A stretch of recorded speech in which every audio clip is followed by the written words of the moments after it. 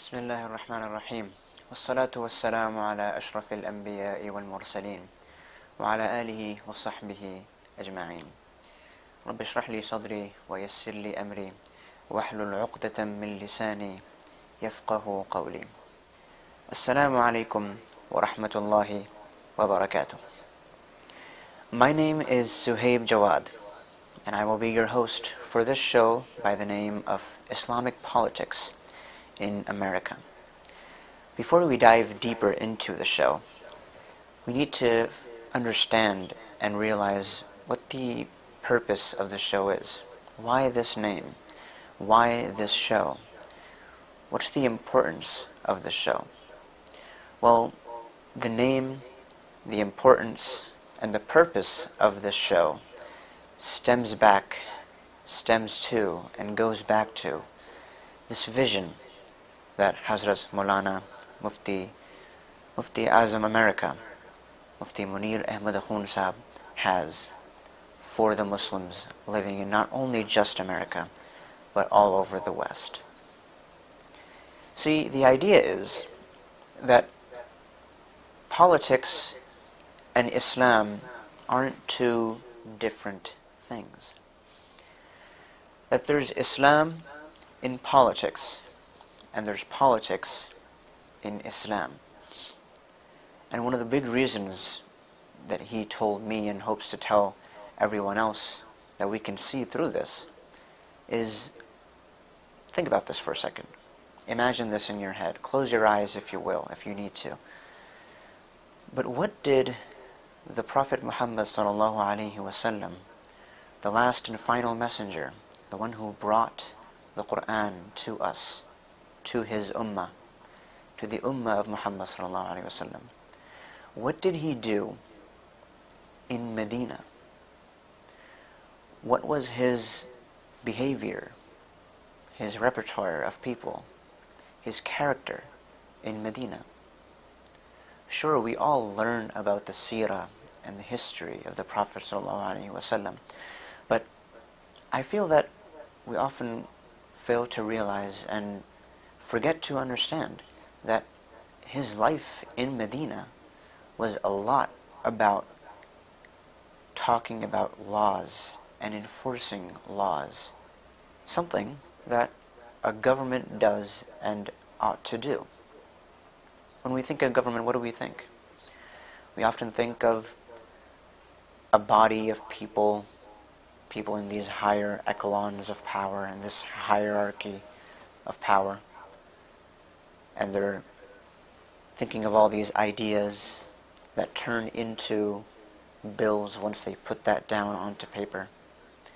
And then those bills are talked about, argued about, debated upon, and eventually passed into law. And once those laws are passed, they're then enforced by legal officials, by the police department, by police officers, by law enforcement. What Rasulullah ﷺ did in Medina, and ultimately, much more importantly after that, what the four rightly guided caliphs did as well, is something that we ought to think about and learn from. That they were also leaders of their community. They're called the Amir al-Mu'mineen, the Khulafai Rashidin. They're those who are supposed to impose these laws and enforce these laws in the society. So what is the punishment going to be for someone who drinks alcohol in public? What is the way we're going to deal with someone who commits a certain crime or misdemeanor? What are the prices going to be in the marketplace? That maybe the price for wheat or rice or barley shouldn't be higher than X, or the price for those commodities shouldn't be lower than Y. Those are all certain things that the Prophet ﷺ and those who came after him strove to uphold and do. See, that is what politics is. That is what governance is. And there is room for those things in Islam. And Islam can be found in politics and government. Thus, the reason why we have this show called Islamic Politics in America. And so over the course of these next few weeks and months, what we hope to show through this program on Raham TV by the name of Islamic Politics in America is to show and expound upon and explain to people all these things in the light of Islam. So inshallah, for every single show and episode, we'll have a few segments. The first segment, hosted by myself, will be called Civic Engagement. And within that segment, we'll take one particular aspect of civic engagement, of ways in which people can get involved, and talk about that stuff, talk about those important things. In the second segment, which is called Confusion Diffusion, we hope to have a renowned, knowledgeable Islamic scholar and speaker with us who will be able to expound upon and explain those aspects of governance and politics and civic engagement in the light of Islam and Islamic rulings and jurisprudence. And then the last segment will be about summarizing those things up. But before we go into today's first segment of civic engagement and talk about what that first topic would be, I do want to make it clear and talk a little bit about me. My name is Suhaib Jawad, and I am a recent graduate of Fairleigh Dickinson University in Teaneck, New Jersey, where I majored in government and politics, with minors in communications and history. Now, there's something that I've always wanted to say in front of a camera, and I haven't had too many opportunities to say this because I haven't been in front of a camera an awful amount of time. But I've always wondered about maybe recording myself and making this video and putting it up on social media just so people can see this and think about what it is. But one thing I've always wanted to say, especially to young Muslims living within the Western world, especially young Muslims living in America, is that you have to get involved. You can't just think that something bad is going on, or you see injustice happening, and all you do is maybe say something about it and that's it. Now sure, granted, Rasulullah ﷺ said in a hadith, مَنْ رَأَى مِنْكُمْ مُنْكَرًا فَلْيُغَيِّرْهُ بِيَدِهِ, that if you see something bad happening within the community, happening around you, that you should do something about it. فَلْيُغَيِّرْهُ بِيَدِهِ, do something with your hand. In other words, the first line of defense towards injustice is to take action, to strive towards getting rid of that injustice, getting rid of that darkness that injustice can be. And only the second thing is about saying something with your hand. فَإِن لَمْ يَسْتَطِعْ فَبِلِسَانِهِ, if you don't have the capabilities to do something about something, to do something about this injustice, to do something about this evil and wrong that you see in society, then you should speak up about it. فَإِن لَمْ يَسْتَطِعْ فَبِقَلْبِهِ, and if you don't have the capability or the power or the mulk or the dominion to be able to say something against it either, then think bad about that thing in your heart. فَبِقَلْبِهِ وَذَلِكَ أَضْعَفُ الْإِيمَانِ, and that is the lowest and weakest of faith. Because sure, sometimes it's hard to raise your voice against injustice, and it's one of the reasons why the Prophet ﷺ said in another hadith that speaking truth to power is just like jihad. It is jihad, because jihad is a struggle against one's own desires, against the evil around you, against the circumstances that you may find yourself in. So it's hard to speak up. And I definitely commend those who do so. But it's high time that we as Muslim youth living in America, and also those living in the Western world all around, simply concise ourselves or confine ourselves or constrict ourselves to just thinking bad about something, or to another degree saying something bad about it, and that's it. We have to do more than that. One of the big reasons and purposes of the show is to show people about how there is so much politics to be seen in Islam, so much governance to be seen in Islam. And so for you to just like a post, or repost a post, or take that post and put it on your story, or comment on that post, or comment on it for more reach or visibility, or subscribe to something, or try to post it for wider reach and send it to more people. That can't be the be-all and end-all. That can't be the end goal. That should be a means to an end goal. There's much more to get out of that. We have to, as Muslims living in this country, do more. We have to engage with our elected officials. We have to talk to them. We have to see if we can reason with them. Those are all important things for us to do. We can't simply just like all these posts and sit down and think, oh, I did my part, and that's it. Alhamdulillah.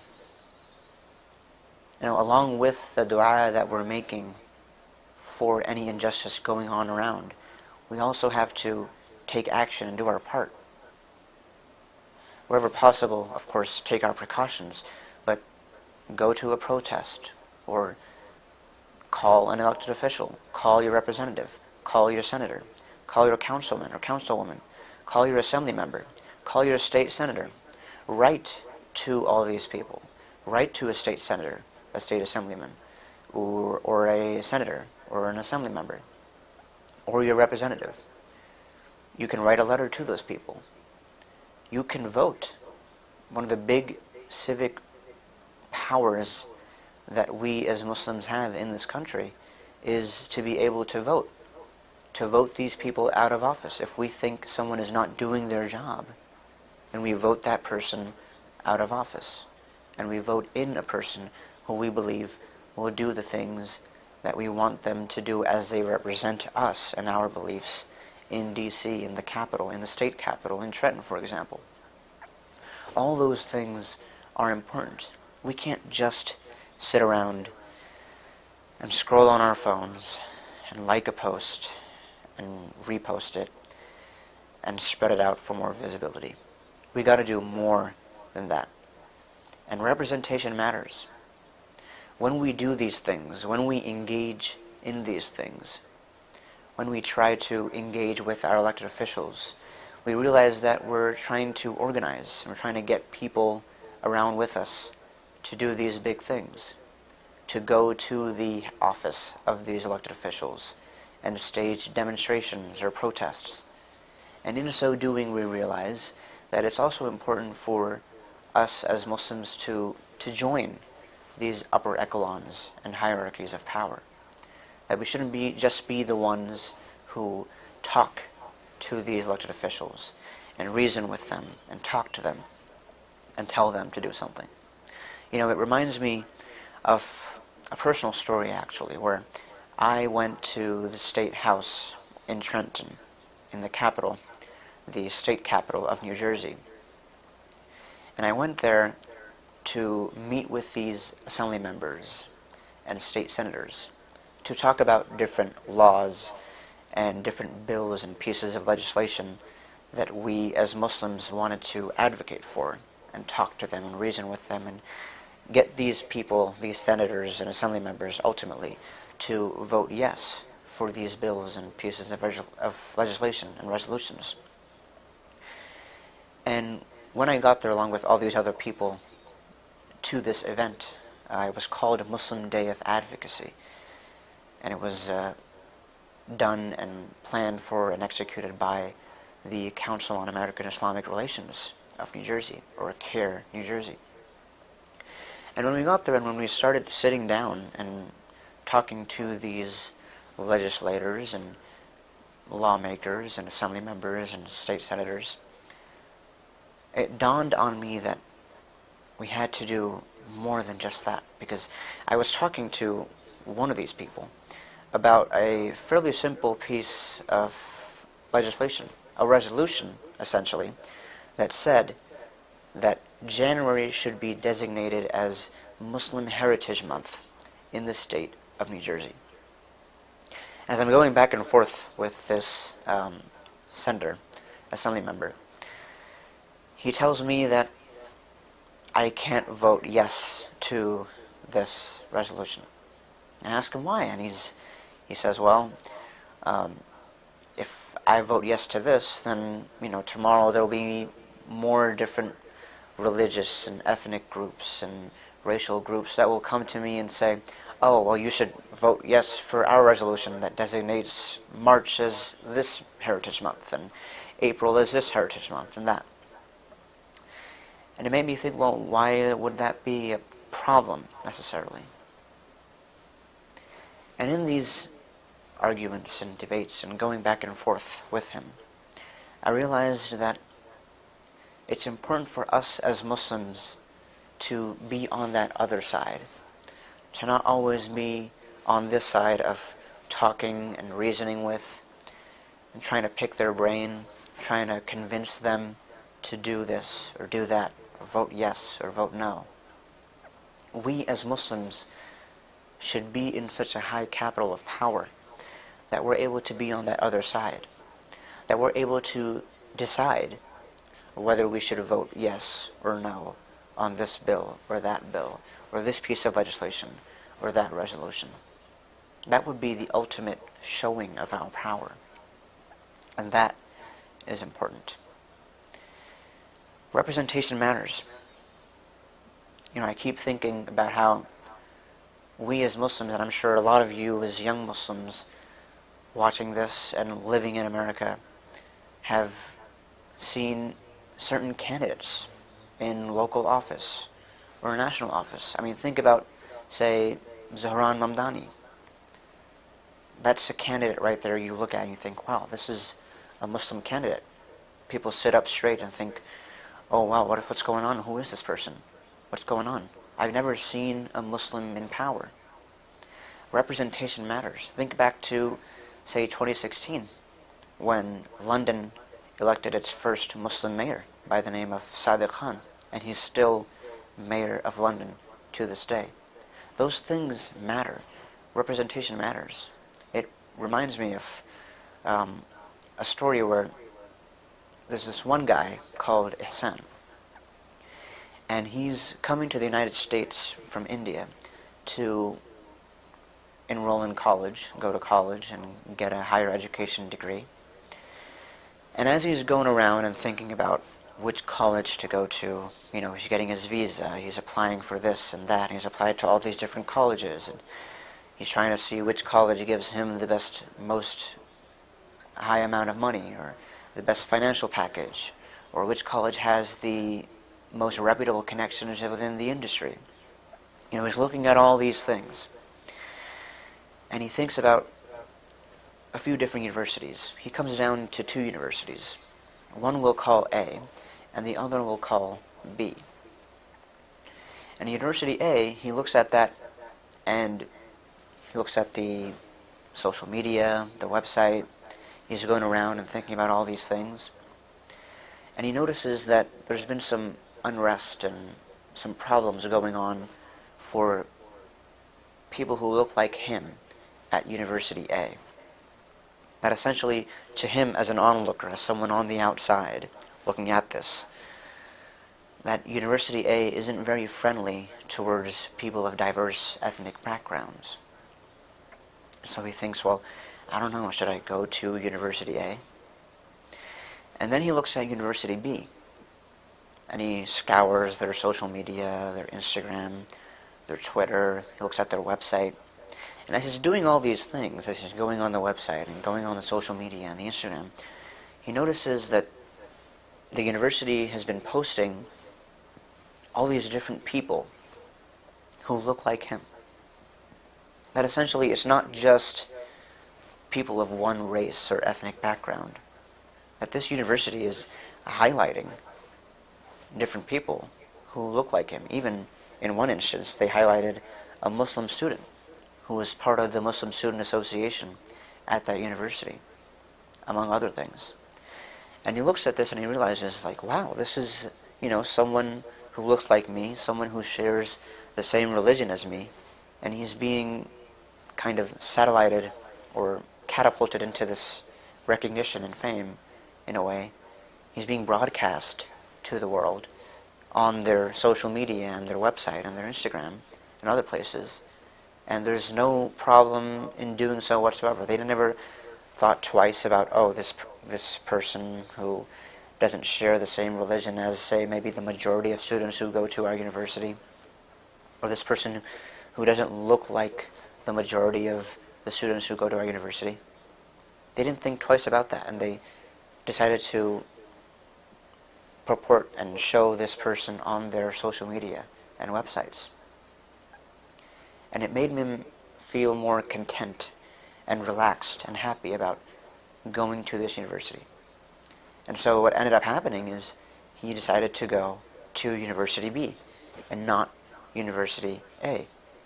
He decided that it's important for him to go to a university, to go to a place, to be in a classroom where there are more people who look like him. There are diverse ethnic and racial backgrounds.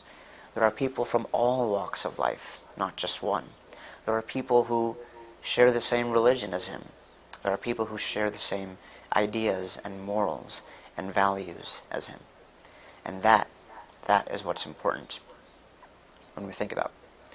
So representation really does matter.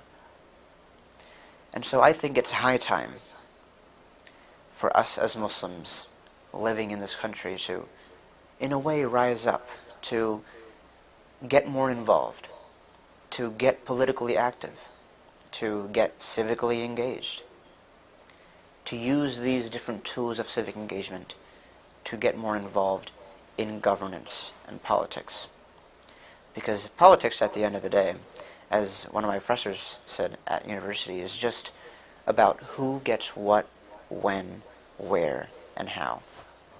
That's all politics is. Think about it. Government is all about those in government, those people who make the laws, deciding who gets what, when, where, and how. They decide who gets it, and in so doing, in deciding who gets it, they are ultimately, implicitly, also deciding who doesn't get it. They're deciding that this should be something that people should do, and if they don't do it, this is the punishment that should be given to them for not doing so. They're saying this is something that people shouldn't be doing, and if they do it, then this is the punishment that should be given, or meted out to them for doing so. That's what government is, essentially. And it's important for us as Muslims to get involved within government and political power. So that's what politics is. It's about who gets what, when, where, and how. And yet, when it comes to voting, Muslims in this country are fairly large in number, fairly a good amount in terms of diversity, in terms of diverse ethnic groups and religious groups of people.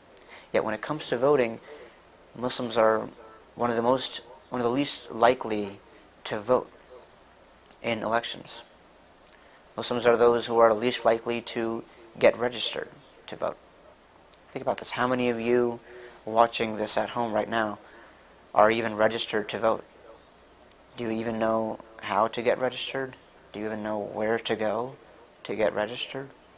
If you are registered, how many elections have you voted in? And I don't just mean federal elections. I don't just mean you voted in an election to decide whether Trump becomes president or Kamala Harris becomes president. I mean elections at the local level. Do you even know that maybe there are elections happening every single year? That there's an election in which you can go to decide who is going to sit on your township council? Do you know that there's elections for council members, for assembly members, for state senators, for U.S. representatives and U.S. senators in the Capitol? Do you know if all those things exist? Those are the ways in which we can get politically active and civically engaged. And so that is the purpose and vision behind this show. We're going to be looking at so many different things, inshallah. Whether it's, what is liberalism? And what does Islam have to say about liberalism? What is realism when it comes to politics and government? And what does Islam have to say about realism? Is Islam all about liberalism and being liberal and free-minded within politics and power and government? Is Islam all about being a realist or espousing ideas of realism? Is it about being conservative? How conservative should you be?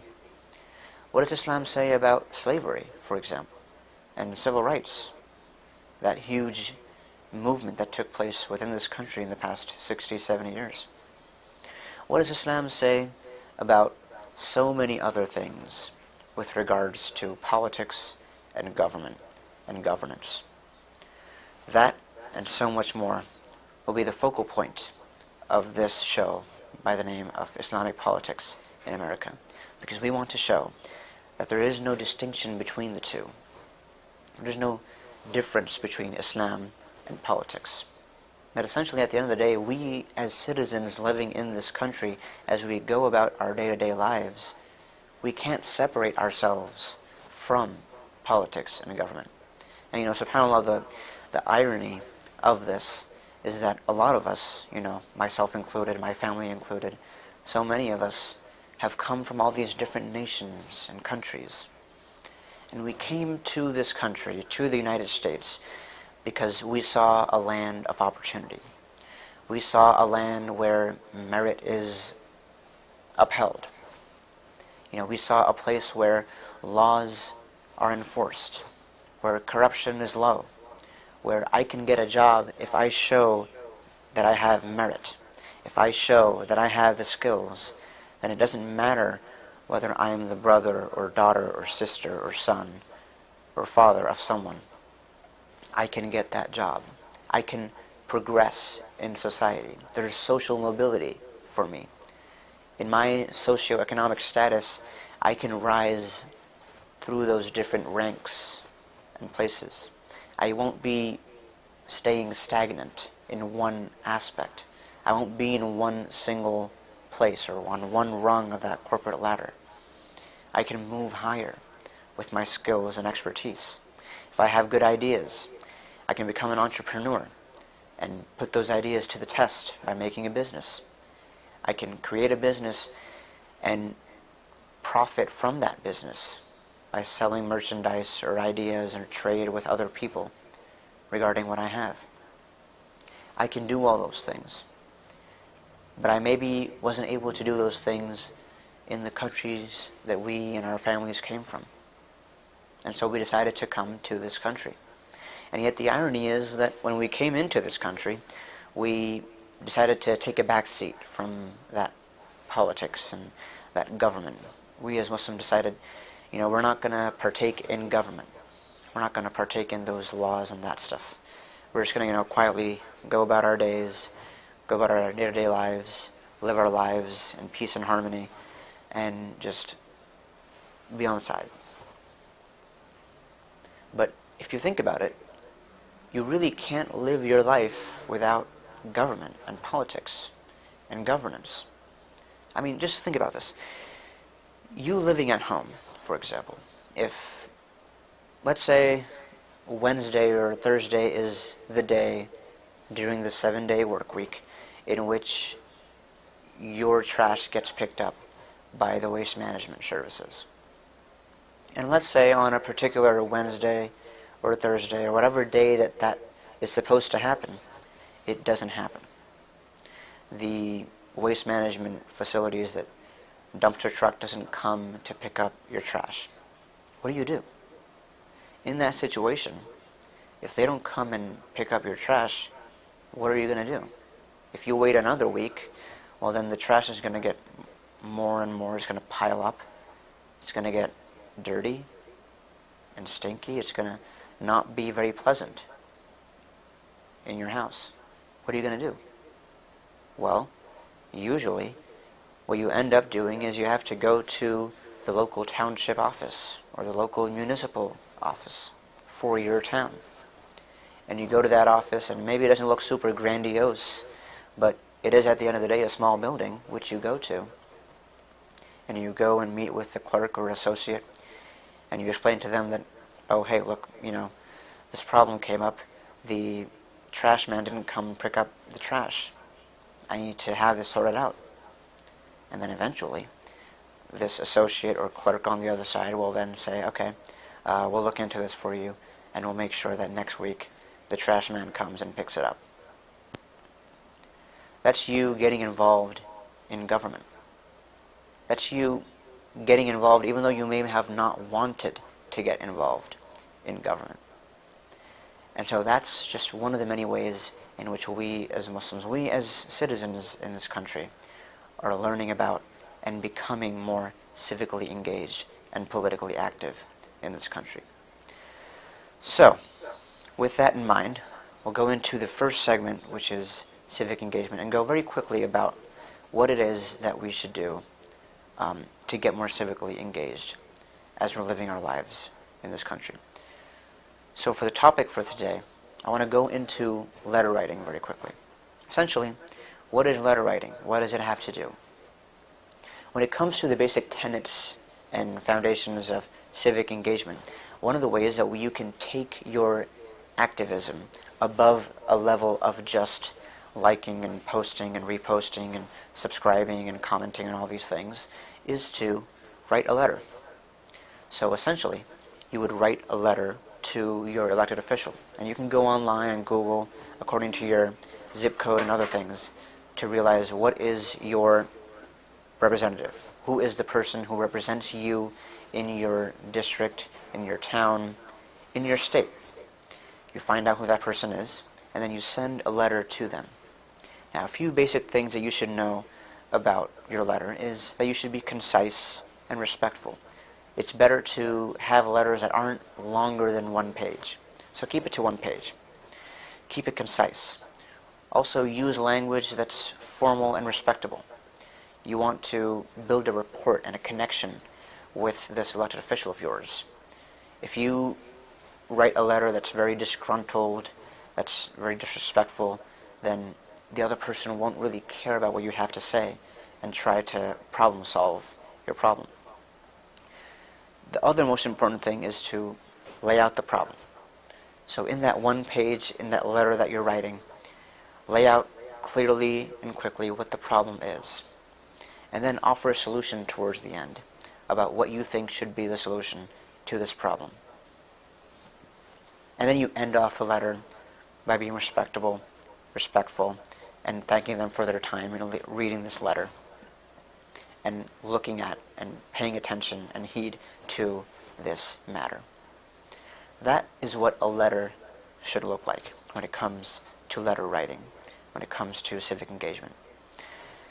And so I hope that you'll take this vision, this mission, this purpose that we have for the show, and you take this specific topic of letter writing for today, and go home and write a letter regarding something that you think is a problem to you as a Muslim or to you as a citizen living in your local town, municipality, or just living in this country in general.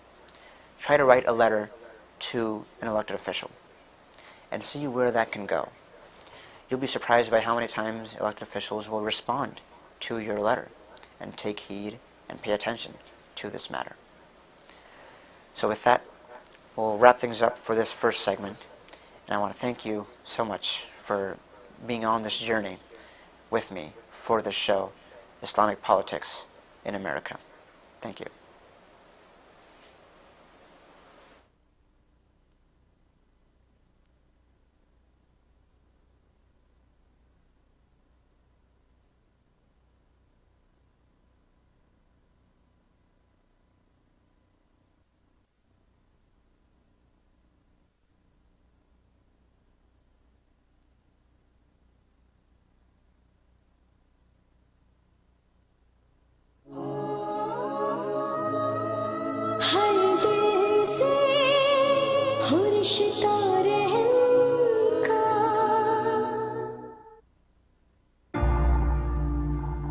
The future of halal real estate financing is here. Break free from interest-based banks. Using blockchain technology, Ethi is the first ever halal crypto token backed by rent-to-own real estate. Ijara CDC is offering a limited time pre-sale offer to buy Ethi tokens. At just 1 cent per token, it only has to go to 2 cents to double. Approved and halal certified by Grand Mufti of America, Dr. Mufti Muneer Ahmed Akhoon. Be a part of the halal crypto revolution. Call 1-866-GET-ETHI. That's 1-866-438-3844 to buy Ethi tokens.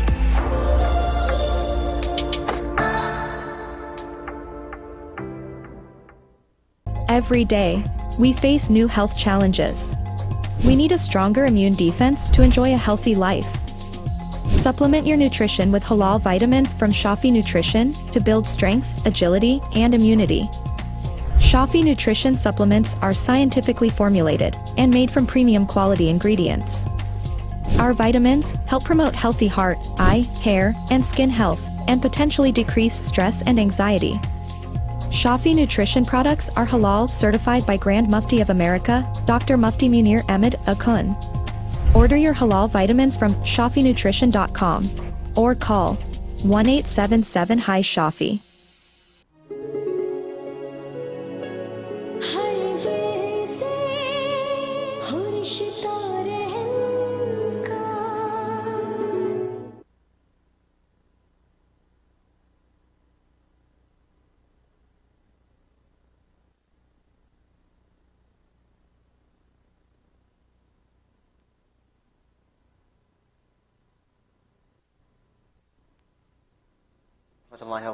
Welcome back, and thank you so much for joining me on Islamic Politics in America. After that first segment, we'll go into our next segment, which is Confusion Diffusion. Essentially, to have a renowned, knowledgeable Islamic scholar with us and talk about something that regards civic engagement and governance and politics. So, for this second segment, we'll turn to our scholar of the day and welcome him to the program. So without further ado, Assalamu alaikum wa rahmatullahi wa barakatuh. Alaikum salam wa rahmatullahi wa barakatuh. How's it going, Murad Hassan? Good, mashallah, everything's good. Alhamdulillah, alhamdulillah. Nice to hear that. So I just want to say, first off, thank you so much to come to this show, Islamic Politics in America, our first episode of this show. True. And I can't express my gratitude and just happiness for you to be here as a part of this program. Thank you for inviting me. It's my honor. Of course. First show. Thank you. Now, I will say that when it comes to civic engagement, especially when it comes to letter writing, what do you think is one thing within the Islamic history and Islamic politics in which letter writing stands out? Like, for example, we just talked about writing letters to elected officials when it comes to a problem that you're trying to solve, or when it comes to something you're trying to get done, or you're trying to express sympathy for, or your deep appreciation for something, or you want to raise your voice on a certain issue, you write a letter to those in power. Can you talk about, say, in Islamic history, or in the Seerah, for example, where letters were written to different elected officials or people in power and government? Sure. Yeah, of course. Letter was in Islam, in the Seerah of the Prophet ﷺ, was the most important thing, and was, as we know, the Prophet ﷺ wasn't just a prophet to the people of Arab, for the peninsula of Arab, but it was Allah subhanahu wa ta'ala sent him as the prophet for the entire humanity, to the entire world. And with this, he sent out letters to different kings, different governors, and people of rulers, various rulers around the Arab peninsula. Wow. And in the Sirah comes the letter that he sent to Najashi after the Sulh Hudaybiyah. When after Sulh Hudaybiyah, it was 60 years of in Hijrah. Rasulullah sallallahu alaihi wasallam. This is different from the dialect that Ja'far bin Abi Talib radiallahu anhu had with Najashi, because when the Muslims were getting persecuted in Mecca, they migrated to Abyssinia, and then they had dialect with him with Najashi. At that time, Amr bin Abil As was opposed. He was against Islam, and he was pushing the leaders to return these Muslims back to their tribes, back to their country where they came from. So Najashi, he called upon Ja'far bin Abi Talib, and he had a dialect, and he gave perspective of Christianity about Isa alayhi salam and Maryam alayhi salam. What do Muslims believe? He recited Surah Al-Maryam, and Najashi was very impressed, and he allowed them to stay with peace and to follow their religion in Abyssinia, in Habsha. And later on in this, he was very close towards Islam, and in the sixth Hijrah after Sulh Hudaybiyah, Rasulullah sallallahu alaihi wasallam started the custom of sending letters to the leaders of the world. So one of the letter went to Najashi as well. He was already close to Islam, but he just needed a little push, know. So if you look at all the letters that Rasulullah have sent to the leaders, his letter was more soft. Rasulullah had a very soft tone towards him. He just gave him a little push compared to other leaders. And his letter was completely different as well. And it goes like it goes Bismillahir Rahmanir Rahim min Muhammad bin Abdullah Rasulillah ila Najashi Adim al-Habsha. Adim, I mean the king of Habsha. And it goes on and says that, and Rasulullah praises Allah subhanahu wa ta'ala, and he says that I'm praising Allah subhanahu wa ta'ala. He says that his sovereignty, the most holiest, I mean mentioning the names of Allah subhanahu wa ta'ala. Then it goes into, he said that Rasulullah expresses his belief towards Isa alayhi salam. He said that I believe in Isa to be the son of Maryam, who's Ruhullah, who's the spirit of Allah, and everything that he spoke is he's testifying, and his mother was a virgin and pure woman, and just like Allah subhanahu wa ta'ala through the blessing of Allah subhanahu wa ta'ala, through the nafaqah, through the blow of Allah subhanahu wa ta'ala, she carried Isa alayhi salam. Basically showing that he had no father. It was a miraculous birth of Isa alayhi salam. And connecting it is like, don't confuse yourself calling him a God or associating it with Allah subhanahu wa ta'ala. Rasulullah puts a twist. He says, just like Allah had created Adam with his hand, he created Adam alayhi salam biyadihi, with his hand. Adam alayhi salam is created without the father nor mother, just to give him little motivation that if you're making him a son of God, what about Adam? What about him? And then it goes on. If you believe, you'll be in safety, and your people will be in safety. And it was one of the successful stories of the letter, and many other letters that were successful as well. So this was, and then Najashi accepted Islam. So he accepted Islam after that letter. After that, so the historian they debate that did he accept Islam when Ja'far bin Abi Talib had a dialect in the early stage of Islam, or did he accept Islam after this letter? So this is so to have a middle path. They say that he was close to Islam. He accepted maybe hiddenly, but not openly. This was for him to announce his Islam, right? So this was the time he accepted Islam, and he sent out expedition. He sent out 60 people with his son, Arha bin Ashama. Ashama was his actual name. So Arha was his son, with his son and 60 people with gifts to present to Rasulullah sallallahu alaihi wasallam.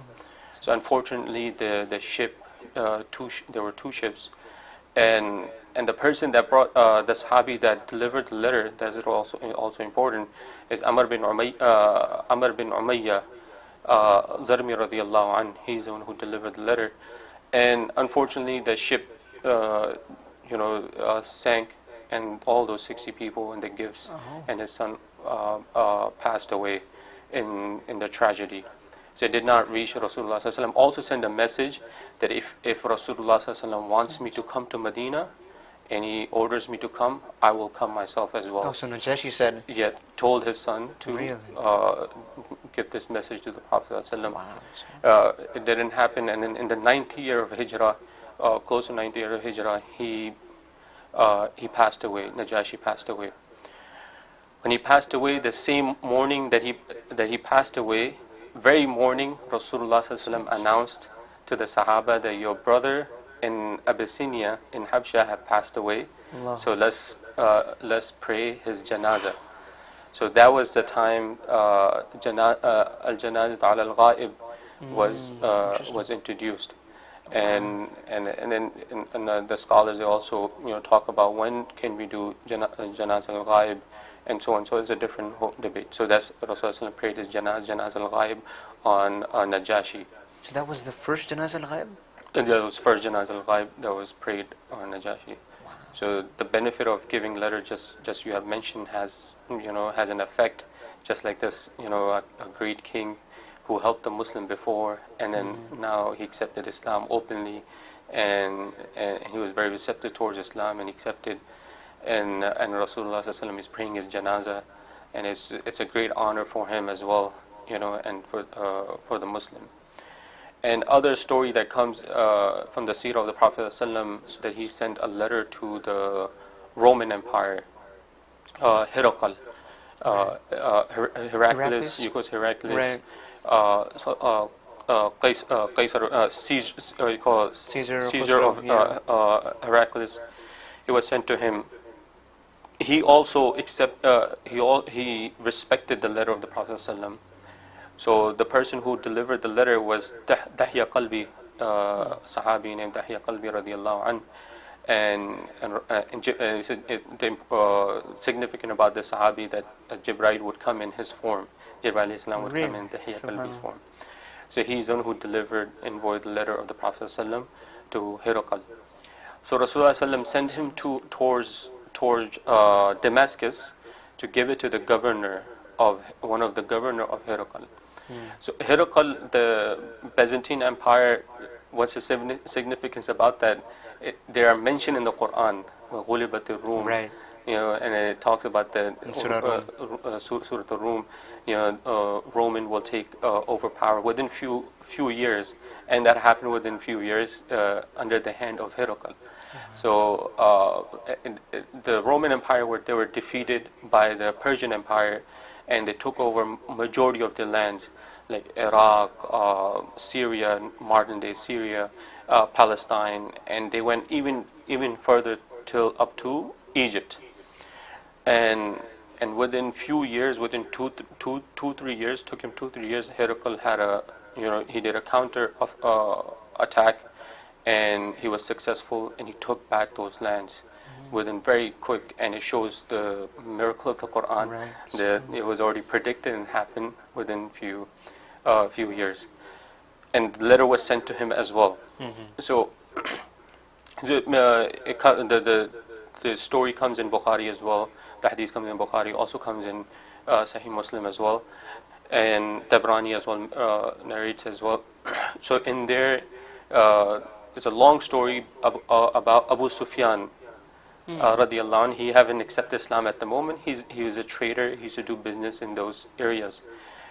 So Dahya Qalbi was sent to Damascus, and ironically, Heracles was visiting Jerusalem.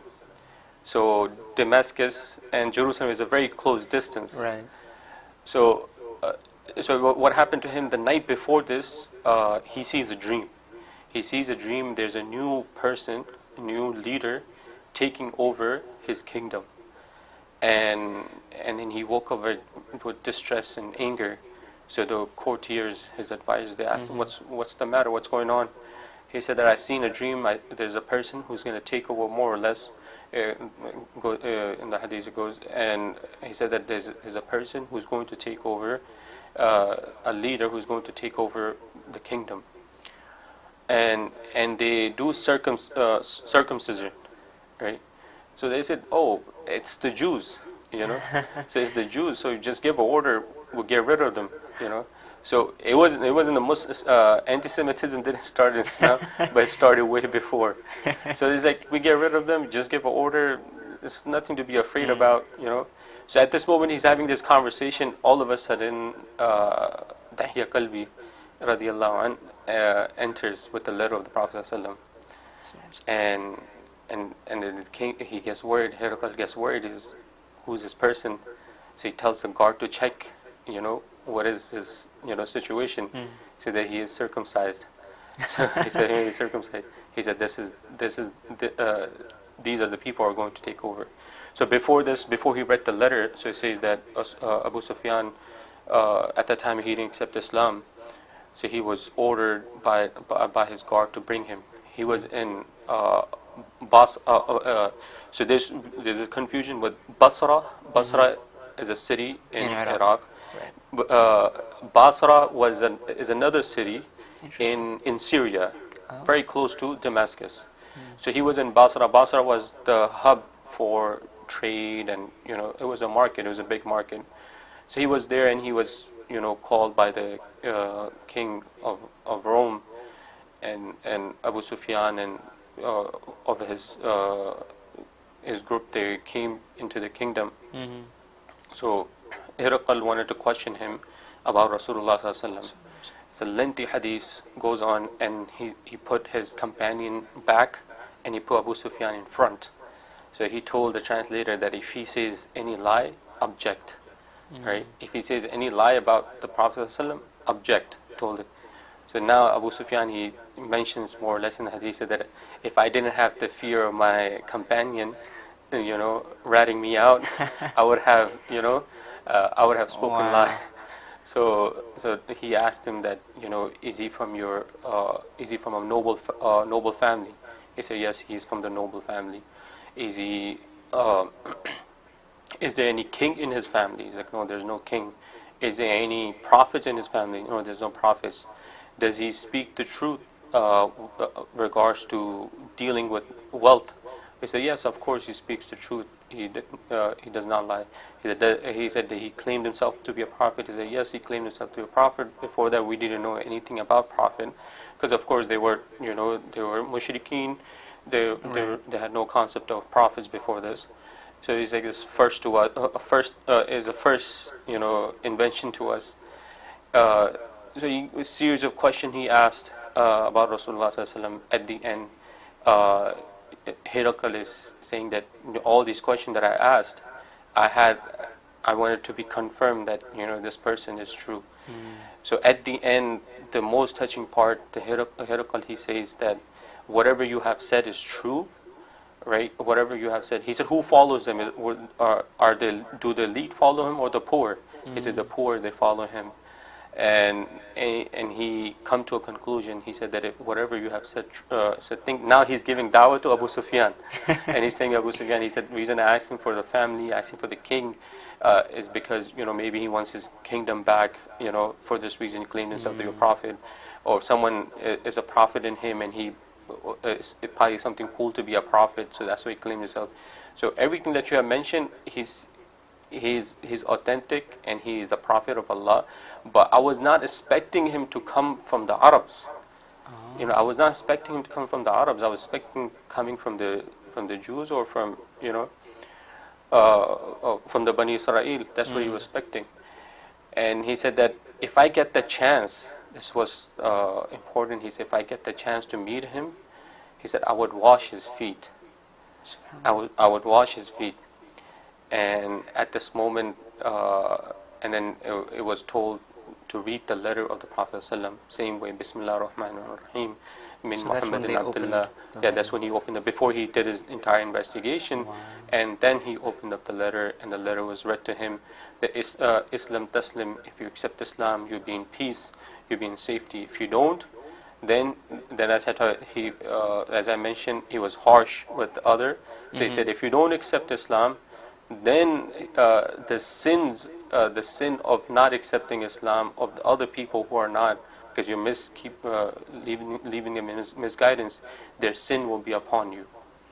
You know, the people that follow you. And at this moment, Herakl, he was in awe of the letter of the Prophet ﷺ, and it was a hue and cry into the palace, and Abu Sufyan, he's narrating the hadith, and he said, we were told to leave the palace. So as I'm leaving, I'm telling my companions that he used a derogatory term towards the Prophet ﷺ, saying that you know, he had put awe and reverence into the hearts of the king of Rome, and he said time is not far till he will rule over the entire world. He said that at the moment. So at this moment, he said that sympathy towards Islam started coming into me. Then he said, till I accepted Islam. Abu Sufyan also accepted Islam. So then Herakl, what he did is probably digressing from the letter and then going into other parts, the history. So then he sent a person, a spy or someone with letter to Rasulullah ﷺ, and he said to check 3 things about Rasulullah ﷺ. He said, does he talk about the letters that he sends to the leaders? And then he asked him a question, asked him where is, if the Jannah is, you say the Jannah is bigger than this universe or big as this universe, so where is Jahannam? So Rasulullah responds that, you know, he said if a day could come, in the same day a night comes, so how is it difficult for Allah subhanahu wa ta'ala to keep? So that was the answer. He answered the question with a question. He said, if there's a day, how come a night comes? You know, why night takes over? And then he said, check on his back if there is a seal of the Prophet, Khatm al-Nabuwwat, the seal of the Khatm al-Nabiyyin. And he didn't know how to check. He could just, you know, dialect with the Prophet ﷺ. He could talk to him. He can't just be like, hey, can I see your back? So he stayed there for a couple of days. So the day he was about to leave and give the information to Herakl, and when he came, and Rasulullah, you know, said that I have sent letter to Herakl, and also have sent letter to Khusro Parvez, who was the king of Persia. Right. And he said that he has torn apart my letter, and we'll get to that as well. And so may Allah torn his kingdom as well, just like he has torn my letter. And he said, but for Herakl, he had respected my letter and he kept it safe. He said, also keep his kingdom safe. And this person goes back and he gives, and before he's going back to Rasulullah, hold up, I have to tell you something. So Rasulullah shows him the seal of the Prophet. So they say this person was from the Arab tribe, and I think he accepted Islam later on, so and so. Then he goes back and gives him the information, and Herakl becomes more confirmed that he is the Prophet of Allah. So now he calls up the courtiers in his court. He said that, listen, if I were to claim him to be the Prophet, and you know, if I accept Islam, basically, more or less, so there was a cry out. They're like, oh no, you can't abandon that. You can't become a Muslim. Jesus and so, and they were just, you know, all over the place. So he closed the doors, so people ran towards the door, just, you know, out of, you know, why would he say such blasphemous, according to them, statement? So he said, no, come back, sit down. He said, I was just testing you, how strong you are, how convicted you are in your faith, how strong you are in your faith. So the people, they came back and they sat down, and he didn't accept Islam because of, you know, he was very close to, but he respected the Prophet ﷺ, as I mentioned, that he said to Abu Sufyan, I'll wash his feet. and it's a great, to go.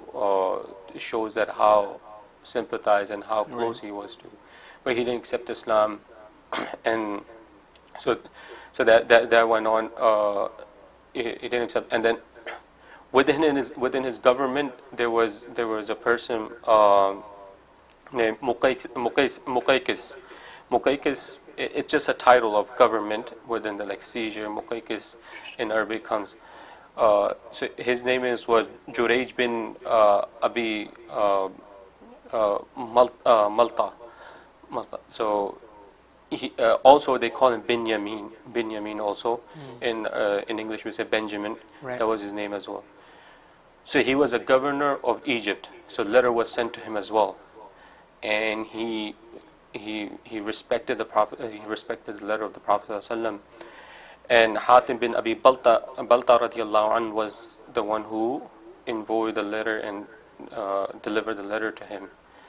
And he honored the Prophet ﷺ with gifts.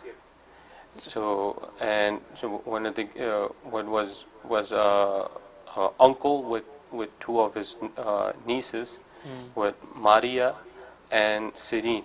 So Maria Qibtiyya became the wife of the Prophet ﷺ. And through her, she's Qibti, and reason he gifted him because he's from the Abrahamic, he's from Ibrahim alayhi salam to Ismail. So the mother of Ismail was Qibti. So for this reason he gifted Maria Qibtiyya, and Sirin was her sister. She married Hassan bin Thabit radiallahu anhu. And then Rasulullah married her, and through her Allah subhanahu wa ta'ala blessed him with son Ibrahim, which he lived with the year of 2. And Muqaykis didn't accept Islam in the time of the Prophet ﷺ, and he was under Hiraqal. So when Hiraqal found out about him, so as you know, people they were opposed to accepting Islam. Right. So he took him off the government.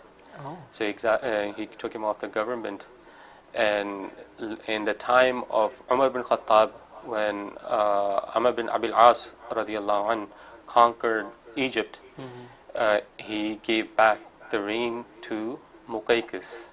Really? He at that time he accepted Islam as well, and he reigned him into the government, into his land.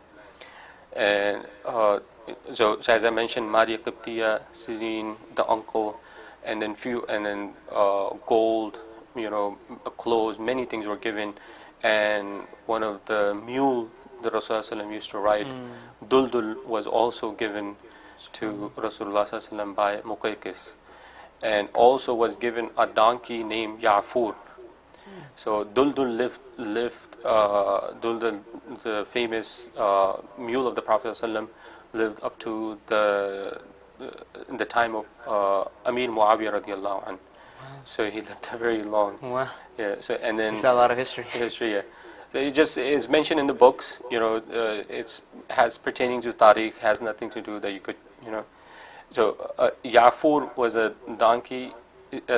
Mention about him that he told the Prophet ﷺ, I'm the last in my lineage. You're the last of the Prophet. Ya'fur lineage was the breed that he comes from. All the Anbiya alayhimu salam used to use the same breed. No way. So he was the last in his breed, so you're the last of the Prophet. So he was just telling the Prophet ﷺ, don't give me away. Keep me in your servitude. And he would run errands of the Prophet ﷺ. So Rasulullah would tell him, go call Abu Bakr. So he would go and bump into him. So they knew that, Rasulullah is calling. Wow. So he would go, or he would bang into the door. So they're like, come out, it's Ya'fur, Rasulullah is called. So they would go and visit Rasulullah. So he would run errands like this. And he passed away right after the demise of the Prophet. So this gift were given when Rasulullah sent a letter to the governor of thing. So the benefit you get is, they bless you with gift. They want those who respect. And then final letter that I would get to before, is Khusro Parvez. Right. who was the king of Persia. So as I mentioned, he took over Khosrow Parvez. He took over majority of the land of the Roman Empire, all the to Egypt, Iraq, and all these, Arab Peninsula nowadays, modern days. It was taken by him, and also a letter was sent to him as well. So when the Sahabi that delivered the letter, Abdullah bin Hudafa radiallahu anh, he delivered the letter, and when the letter was read to him, again with Bismillah ar-Rahman ar-Rahim bin Muhammad Rasulullah, and it goes ila Qisra Khusro Parvez, so it goes like the Azim Qisra. So the letter went on like this. So he became very furious, arrogant, and he stopped right away. He said, who else could be, how come my name is mentioned way after these two, Allah subhanahu wa ta'ala and Rasulullah because it began with Bismillah ar-Rahman ar-Rahim. Right. Because he claimed himself to be a Rabb, to be Lord, to be the. So he ordered one of his governor to go capture the Prophet ﷺ and bring him to me.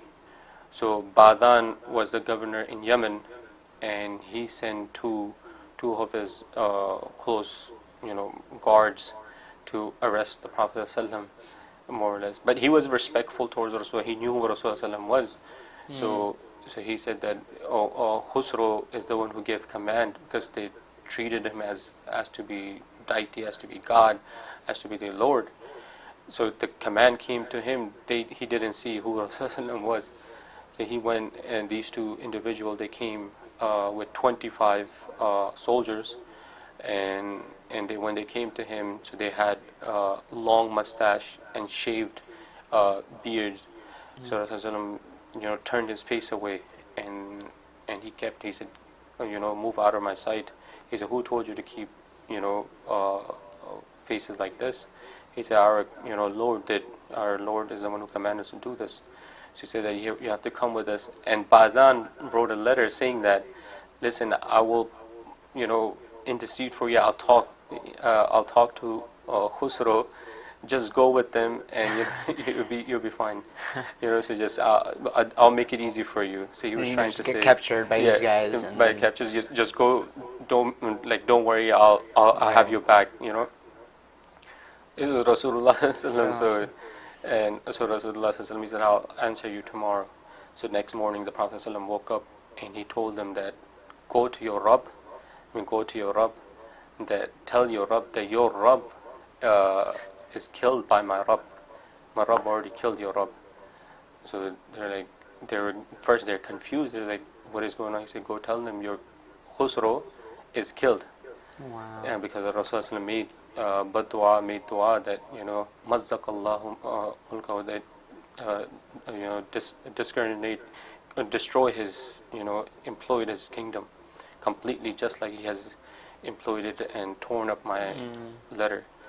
And because there was a disrespect that he gave towards the Prophet ﷺ, so it was a blasphemous behavior by him.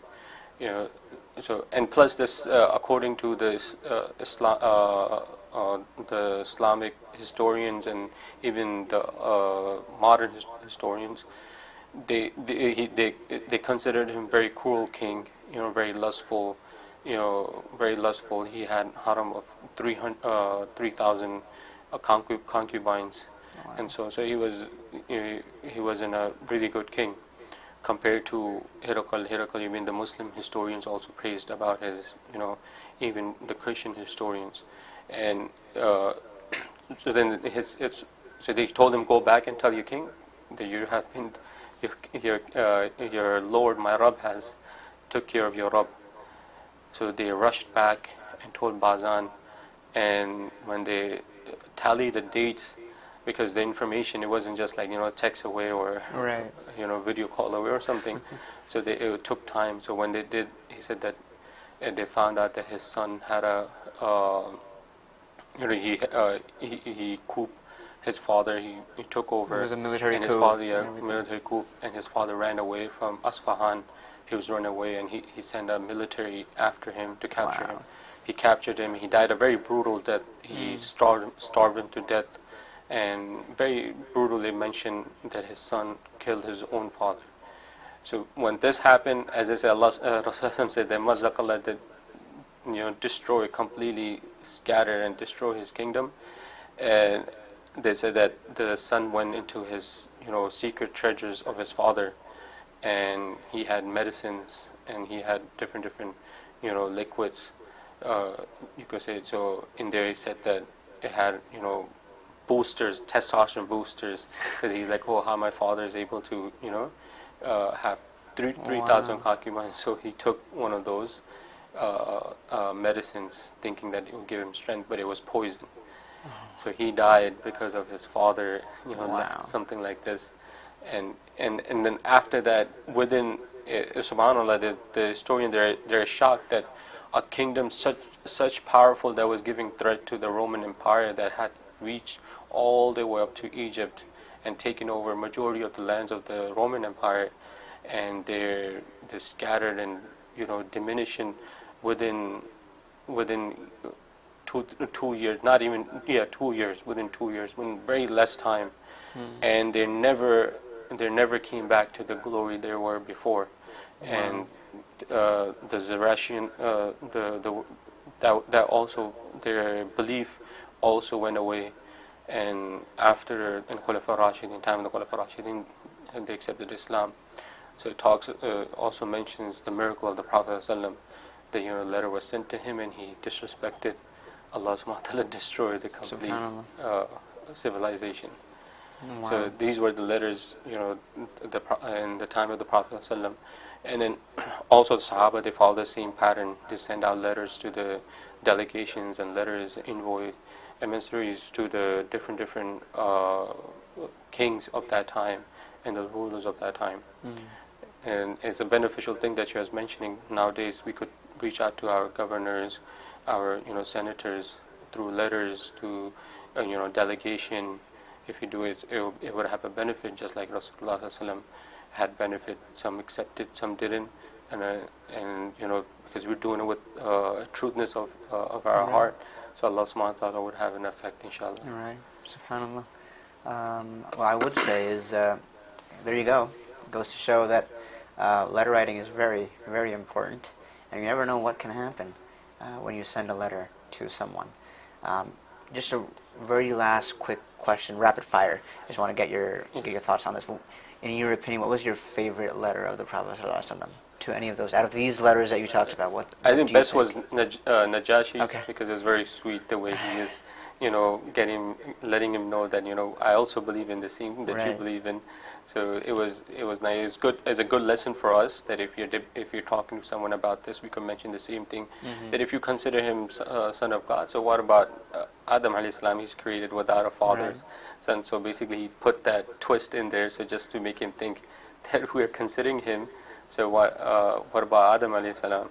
So he could bring this theology to their scholars. Right. So Yeah, no, exactly. I think it's really cool to see. I think that would be my favorite one as well, the letter, for sure. Well, there you have it. I think it goes to show, in summary, that when it comes to civic engagement and getting politically active within this country, letter writing can be one of those really important ways in which you can make your voice heard, much more than just a post, or liking a post, or reposting, or posting on your stories on social media or something. So with that, I want to thank Mona Tassin for being here, for really giving us, shedding light on this hugely important topic. I mean, it's wonderful to think how there's letter writing, and then there's the fact that the Prophet ﷺ himself also wrote letters to all these people, and all these kings and rulers, regarding a certain thing that he's felt very strongly about, which was Islam, of course, and trying to propagate and expand Islam to all over the world. So with that, I hope that you've enjoyed and really found this conversation very intellectually stimulating and knowledgeable, and hopefully will take from this idea that you should go back and write letters to your representatives and senators in Congress. So without further ado, and with that, I bid you goodbye, and I want to say thank you so much for joining us on this show, Islamic Politics in America. Until next time, this is me, Suhaib Jawad, signing off. Assalamu alaikum wa rahmatullahi wa barakatuh.